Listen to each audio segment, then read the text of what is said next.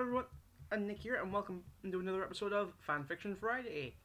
Hey, I really enjoyed recording the last episode. It was really fun, so I decided I'd do it again.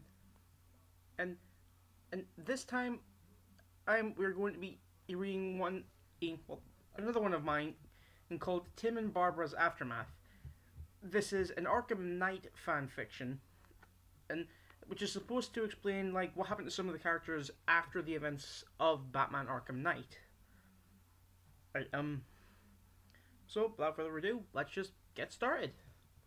It had been a month since what had happened: Scarecrow's revenge, the militia, the Arkham Knight, Cloudburst, Batman's secret revealed to all of the world, and then finally Nightfall. A protocol that Bruce devised when he became Batman in case his secret was ever exposed. The funeral for Bruce Wayne and Alfred Pennyworth was attended by many of their friends.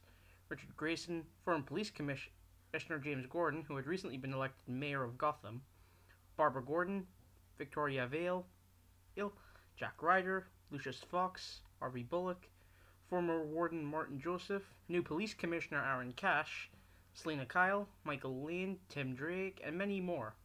The bodies of Wayne and Pennyworth were never found in the rubble, so instead Bruce's original Batsuit was buried in his place, and Alfred's finest suit was buried in Alfred's place. 2 days later, Barbara Gordon was in the clock tower, where she had set up her own lab to assist Bruce in his vigilante activities, after she was killed by the psychopath known simply as the Joker. Barbara was wheeled to the corner of the room, activating a security panel and opening a secret display of her old Batgirl suit. "You ever miss it?" asked someone. Barbara turned around to see Tim Drake, her boyfriend, Bruce Wayne's protege, Robin. "Sometimes, but I guess in a way it wasn't completely bad," said Barbara. "How's that?" asked Tim. "Well, I still got the help, but I never had to worry about getting hurt, and my dad never had to worry either." "There," said Barbara. "How you holding up, with Bruce?" asked Tim. "I'm gonna admit, listen, he was a great guy who helped keep the streets clean, never crossing the line. It's gonna be hard to accept that he's gone, but I guess we just gotta move on with our lives," said Barbara. "Yeah, I guess that's actually something else I wanted to talk to you about," said Tim. "What is it?" asked Barbara. "Barb, we've been together for a while. You know I care a lot about you, which is why I wanted to ask you." Tim got on one knee and pulled a small box out of his pocket before opening it to reveal a ring. "Will you marry me?" asked Tim. Barbara couldn't speak for a moment, but eventually she was able to smile and give her answer. "Yes." Tim placed the engagement ring on Barbara's finger and gave her a hug. 3 weeks later, Tim and Barbara's wedding went great. All their friends had attended, nothing went wrong, and everyone laughed at Dick Grayson's best man speech. Tim and Barbara wandered the large room to talk to as many of the guests as possible, until Tim caught sight of someone he didn't want to see: Jason Todd. "Congratulations are in order for you two," said Jason. "What are you doing here, Jason?" asked Tim. "I invited him," said Barbara. "What?" asked Tim. "She invited me. You forgot. While she was still Batgirl, I was still Robin at one point." "Barb, why did you invite him? Did you forget what he's like?" "Yes, I do, Tim. But there was a time when he was still considered a friend," said Barbara. "Even after he kidnapped you, shot at you, and handed you over a Scarecrow."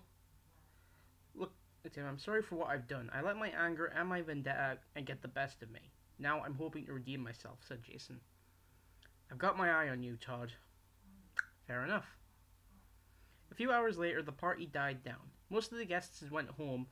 Tim and Barbara went into the hallway to get some privacy to talk.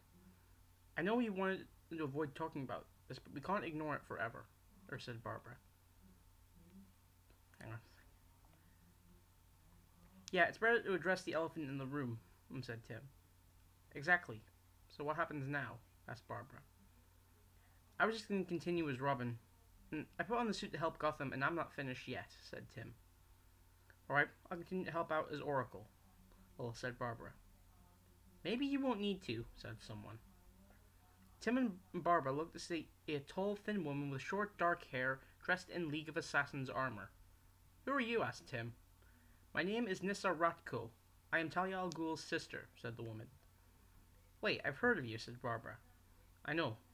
Shortly before his death, Batman put an end to my father's reign as the leader of the League of Assassins. In exchange, the League promised to leave Gotham and never spill innocent blood again. Then why are you here? Asked Tim. I came here before I met the detective. I found out about your condition, Barbara. Nissa handed Barbara a small glass vial with the top with a cork. Inside the vial was some glowing green liquid. What's this? Asked Barbara.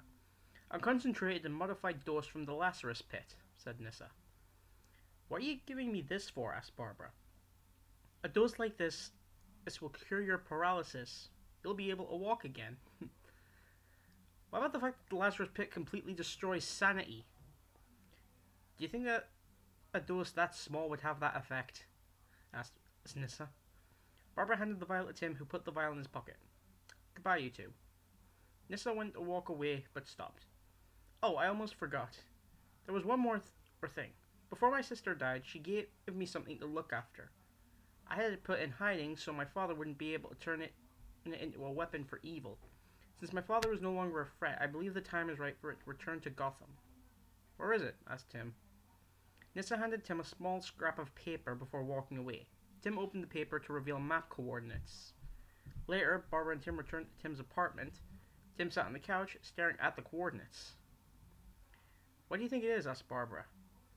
I don't know. Nissa said that she didn't want Aunt Raish to use it as a weapon of evil. Maybe it's some kind of sword, said Tim. What would we do with a sword? Asked Barbara. I don't know. That's what's confusing me a bit. Hey, you still got that vial? Asked Barbara. Tim pulled the vial out of his pocket. You think it'll work? Asked Tim. Barbara took the vial from Tim's hand. Worth a shot, said Barbara. Barbara removed the cork and poured the contents of the vial onto her legs. There goes nothing. Barbara tried to get out of her wheelchair. With a bit of effort, she was able to stand. The dose from the Lazarus Pit had worked. I can't believe it, said Barbara. It worked, said Tim. Yeah, I can walk again. So do you think that you might be able to take up the mantle again? You did say you miss it. Barbara thought for a moment. No, Tim. I know I miss my days with my own cape and cowl, but I truly believe those days were over, and I accept that. I understand. 2 weeks later, Tim and Barbara took the Batwing to the Himalayas, where they arrived at the coordinates that Nissa gave them. They landed near a Buddhist monastery. You sure this is the right place? Asked Barbara. Positive, said Tim. Tim and Barbara entered the monastery, where they were greeted by a monk. Excuse me, we were sent here by Nissa Ratko. We were told there was something she had been keeping from her father here. Said Tim. Ah yes, follow me, said the monk. The monk led Tim and Barbara, to a wooden door at the end of a hallway. The monk unlocked the door and walked away. Just in here? Asked Barbara. Yes, said the monk. Tim opened the door, expecting to see some kind of weapon, but what he saw surprised him. It was a young boy, about 6 years old. He had short, combed black hair, similar to Bruce. The boy was currently meditating. Excuse me, said Tim. The boy opened his eyes. He had a serious look in his face. We're looking for something that was left here by Nissa Ratko, which was given to her by her sister Talia. Said Barbara. You must be the boy wonder and the hacker. Aunt Nissa told me about you. Oh, said the boy. Aunt Nissa? Sorry, but who are you? Asked Tim. My name is Damien. Damien Wayne. Wayne? You mean that you're the detective's son? Yes. Now, what Nissa said makes more sense, said Barbara. If you'd like, we'd like to take you to Gotham with us. Okay. Damien stood up and walked out of the room. Barbara followed Damien while Tim decided to get Damien's things. Tim noticed an envelope on the floor addressed to Bruce. Tim opened the envelope to say a letter. Dear Bruce, if you're reading this, it means that my father's reign is over. So you should know the truth. The young boy is your son, Damien. My sister became pregnant with you after you encountered each other in Bosnia. While this was not intentional, she always assured me she would never take it back. After Damien was born, Natalia gave Damien to me. you to take care of, but since I knew that my father would find Damien and train him to be a killer, me and Talia believed it better to hide him. I brought Damien here to make sure Ray would never find him. I visited him once a month to tell him about Gotham and about you. I knew Damien would want to travel to Gotham one day, but since there were so many criminals who would try to hurt him, I trained him to defend himself. Good luck. Sincerely, Nissa. Wow, Bruce. Guess the Wayne legacy isn't over yet, said Tim. Soon, Tim, Barbara, and Damien were in the Batwing, flying back to New York, back to Gotham. Mind if I ask a question? Asked Damien. Sure. Why didn't my dad come bring me to Gotham? He couldn't make it, said Tim. He's dead, isn't he? Asked Damien. Yes, he is, said Tim. I wish I could have met him, said Damien. Yeah, he was a great guy. And Nissa said Gotham was full of crime. Is that true? It was, but things have changed. Since Batman is gone, a lot of criminals have retired from their lives of crime. Yeah, Mr. Freeze left Gotham with his wife Nora so they could spend their final moments together. How are they doing, by the way? Asked Barbara. Last I heard, Nora's condition is getting better. She may still be sick, but at least she and Victor are getting to stay together a little longer. Anyone else? Asked Damien. I heard Harley Quinn actually moved on from the Joker and is now seeing someone else. So I have no idea who, though. Oh, said Barbara. From what I heard, she's dating Nigma. Said Tim. Well, even though crime has gone down in Gotham, there are still some people who can't move on. Soon the Batwing arrived back in Gotham. Tim flew the Batwing into a secret tunnel leading to the Batcave. Although the cave was discovered after nightfall, no one had entered it since then, so no one knew that the Batwing was missing. When Tim, Barbara, and Damien left the cave, they exited the remains of the manor. They got in Tim's car and drove back to Tim's apartment. Meanwhile, at an apartment building, a teenager, about 18 years of age, was relaxing in his room listening to music when he heard his cell phone ringing, which he answered. Hello? Asked the teenager. It's time, said the voice on the other side. The teenager walked towards the corner of his room, moved a poster, and pressed a button behind it. Authorization granted. A glass cabinet revealed itself behind a secret door. Inside the cabinet was a set of black armor with a red bat symbol on the chest and a helmet with pointy ears and a white utility belt. Welcome, Terry McGinnis. And I hope you guys enjoyed that one. That was Tim and Barbara's Aftermath. I'm still enjoying making in the series. I don't know which fanfiction I'm actually going to do next. Note that after a short amount or number of videos, I might have to take this one on a hiatus because I think I pointed this out in the last one. I can only do my own fanfics for now.